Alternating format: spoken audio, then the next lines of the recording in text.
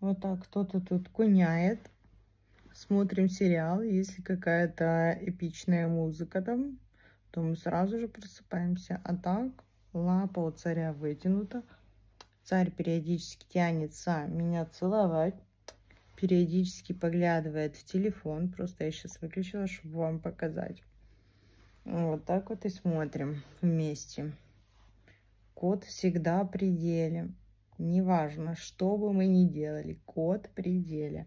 Сериалы смотрим вместе, спим вместе, просыпаемся вместе, кушаем вместе, все вместе. Вот такая вот жизнь кошачья, мамская кошачья жизнь.